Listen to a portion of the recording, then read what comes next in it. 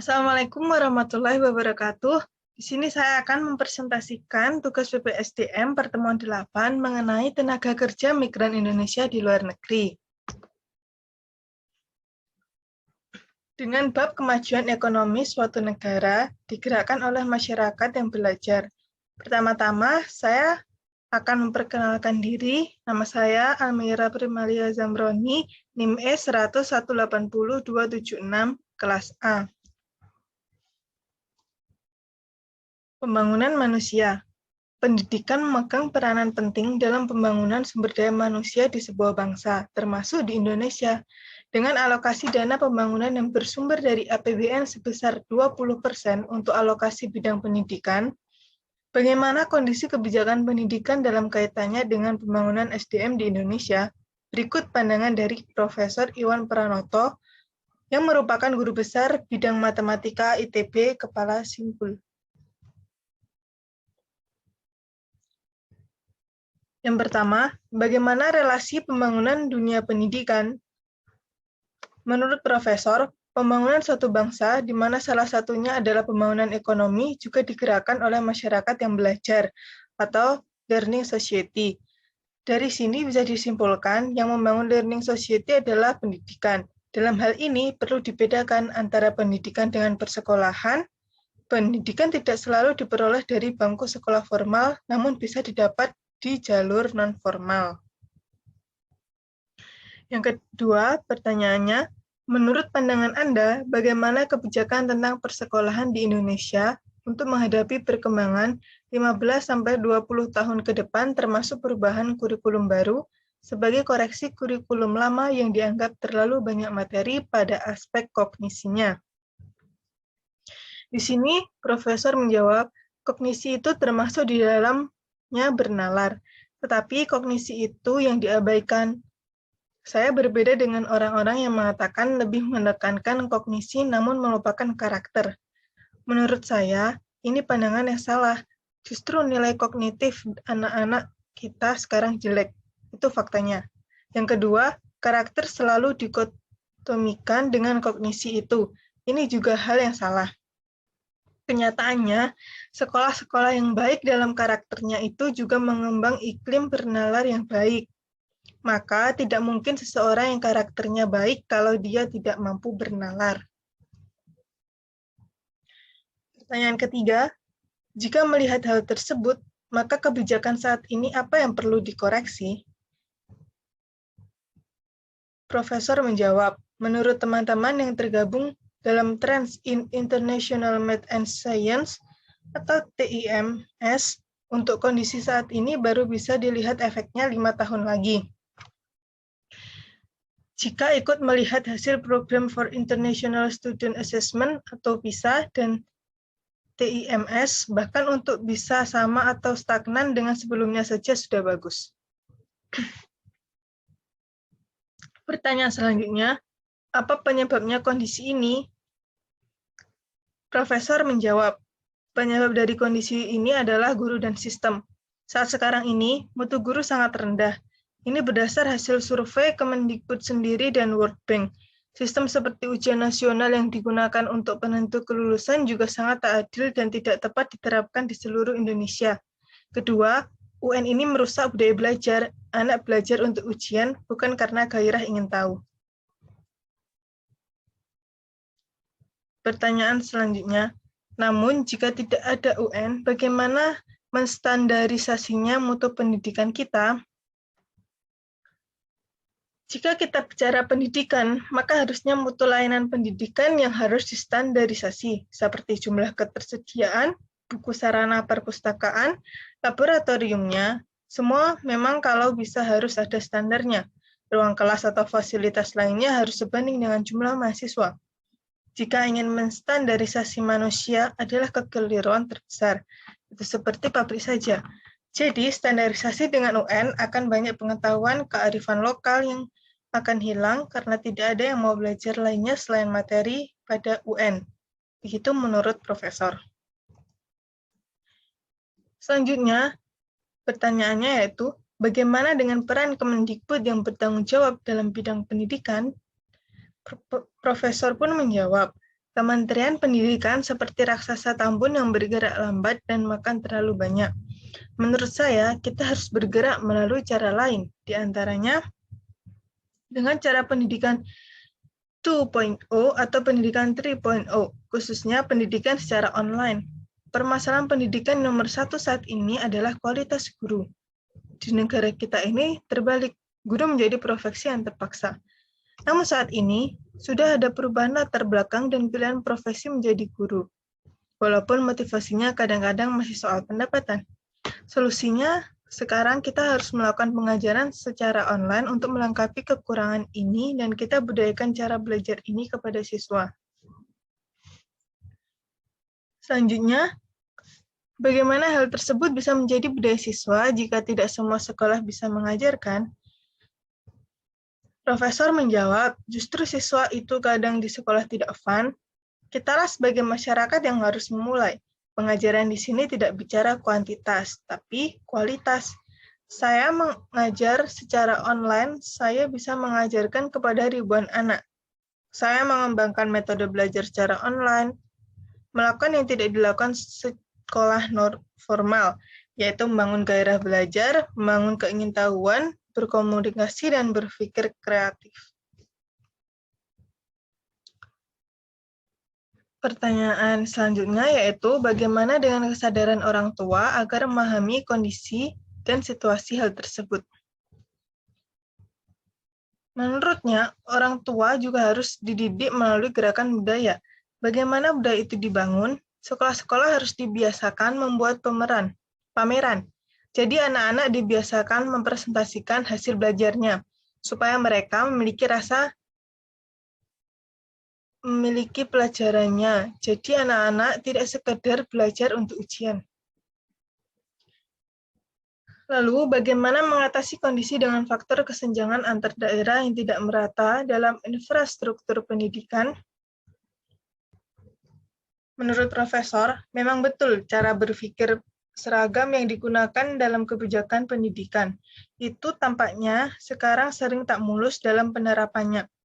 Memang sebaiknya kebijakan harus dibuat lebih tidak terlalu normatif, sehingga dapat disesuaikan situasi lapangan. Faktor yang sangat penting adalah menyediakan ketersediaan energi yang mencukupi sampai daerah terpencil. Tentunya ini jadi tugas pemerintah pusat.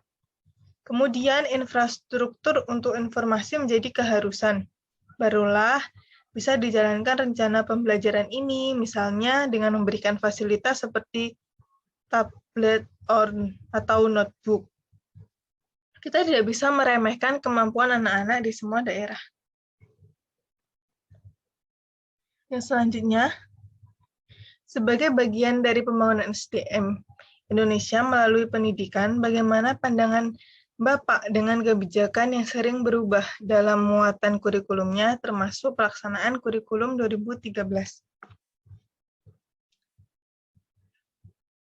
Menurut Profesor, kebijakan lokal atau teknis sering berubah sebenarnya tidak masalah, dan kadangkala memang harus.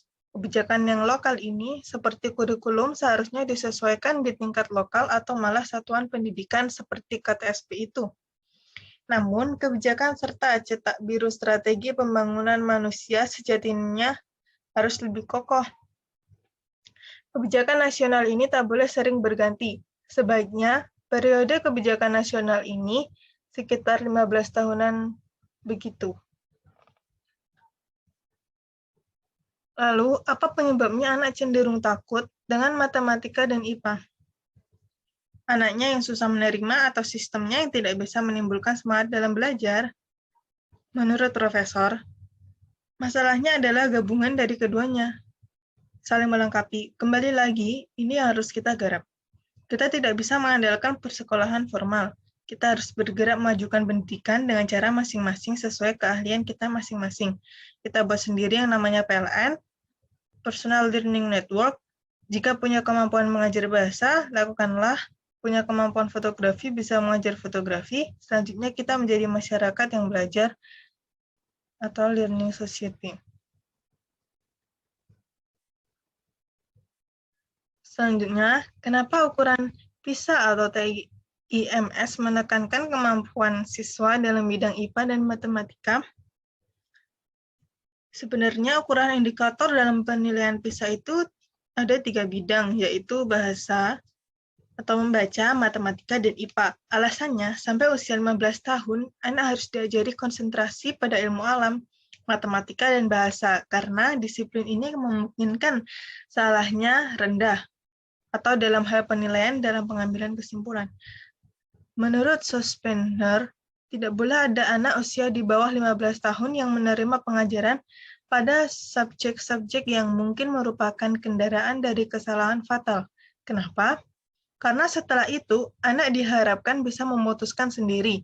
Anak kita harus bebas propaganda. Orang sekarang integritasnya rendah karena tidak bisa bernalar. Ini kembali lagi karena pendidikan IPA dan matematika kita sekarang sangat dogmatis. Maka anak-anak IPA lebih mudah dipengaruhi. Lalu, bagaimana jika sistem tidak mendukung? Menurut Profesor, kita didik melalui dunia maya. Makanya saya sangat sepakat dengan pembelajaran yang menggunakan IT dan sistem online. Kemudian siaran televisi juga harus mendukung. Saya berharap Bappenas membuat strategi membangun sarana energi di daerah-daerah terpencil dengan pembiayaan murah. Selanjutnya, jika melihat kondisi saat ini, tahun 2015 di era di mana ada 5 sektor jasa yang bebas bersaing, SDM kita tidak bisa bersaing di ASEAN. Menurut saya, dengan kondisi saat ini, kita tidak bisa optimis. Optimis itu bagus, namun optimis buta itu berbahaya. Selanjutnya, kurang berkualitasnya SDM berujung pada kesenjangan ekonomi, yang seringkali memicu gesekan sosial. Bagaimana menurut Anda? Menurut saya, sedikit berbeda. Saya berpikir konflik sosial disebabkan oleh kemampuan bernalar dan budaya ilmiah yang tidak dibangun. Di Indonesia, anak-anak suka belajar pengetahuan namun tidak membangun budaya ilmiahnya. Jadi, belajar fisika sebagai pengetahuan saja. Orang yang belajar sains sejatinya harus bersahaja.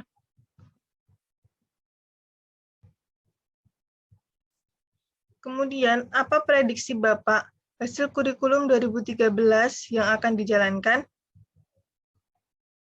Profesor menjawab, berita buruknya, jika membaca Permendikbud kurikulum ini tidak terbaca maksudnya. Tidak dijelaskan kompetensi inti itu apa. Logika dan tata bahasanya tidak sempurna. Guru tidak akan membaca permen ini. Pasti langsung mengacu kepada buku. Berita baiknya karena kurikulum ini jelek, maka tidak ada efeknya.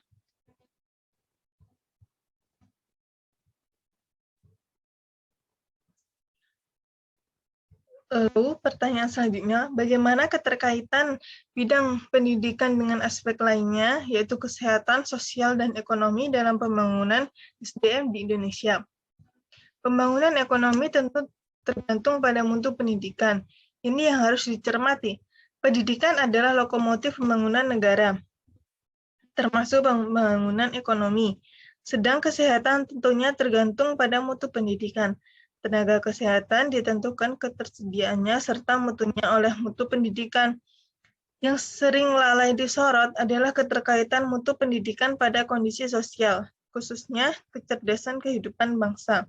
Keharmonisan serta kecerdasan kehidupan bangsa membutuhkan kecakapan bernalar serta berkomunikasi warganya. Lalu, bagaimana dengan orang tua yang sering mendorong anaknya ke bidang keahlian tertentu itu saja?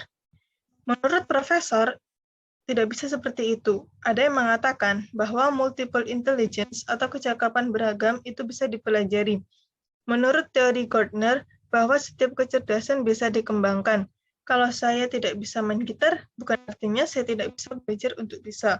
Walaupun tidak sejago Jimmy Page, yaitu gitaris Led Zeppelin.